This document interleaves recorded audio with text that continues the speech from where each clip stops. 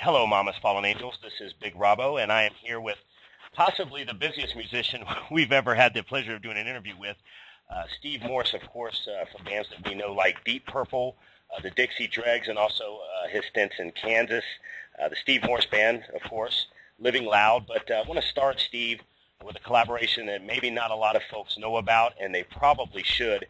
I've had the CD now for a couple of weeks, and it's been just a revelation. We've been playing it around the office, haven't been able to put it down. Want to talk a little bit about the Angel Fire collaboration, Steve, how that came about and what it was like working with a very, very talented young songwriter.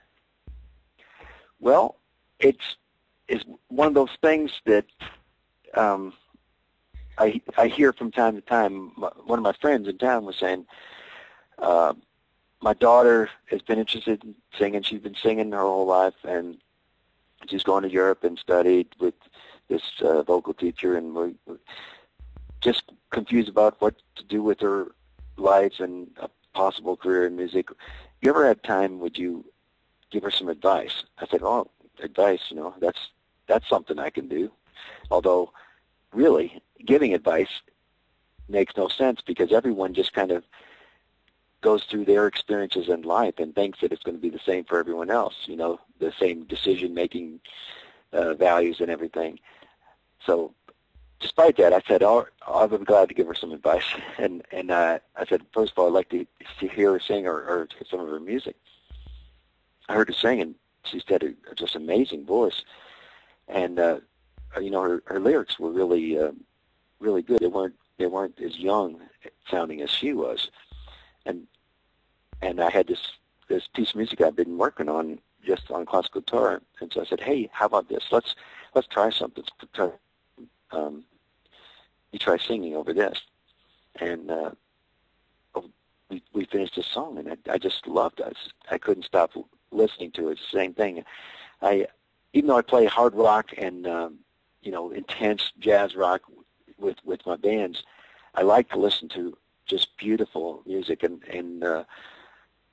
just vocally, her voice just took me away, and just something I needed. Right. So over the course of several years, actually, whenever I came back into town and had some time, and she had some time, we would just get together and write stuff and record it. And my whole reason for doing it was, something, a learning process for both of us, but my ulterior motive was to get an album's worth of stuff that I could listen to.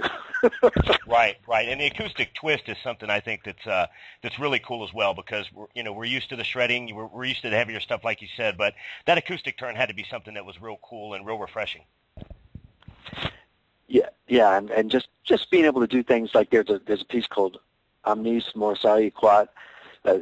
We have Latin phrases in it, and basically a choir of her voices, and I love just starting from a vision of that, and one by one laying her voices, and I thought it'd be cool to be the only vocal album made in this decade ever that doesn't have that pitch correction technology on it. She sings it do naturally. Yeah. And if there is anything it's slightly out, it's not corrected. It just I'm slight as in imperceptible, but it's as a result. To me, it sounds very real, and it doesn't have that homogenized, pasteurized sound. Yeah, it's very new and original sounding. And when we say that Sarah's young, I want everybody that's going to, of course, listen and read this interview, I want you to know that we're not talking about a young lady that's in her 20s, which, of course, would be certainly young to folks like Steve and myself. But we're talking about, I think she's, 16 or 17 years old now, Steve? No, when we started, she was about 16. So, actually, I don't even know. She's maybe 19 or 20. Oh, okay. When she recorded this stuff, right. That was a teenager.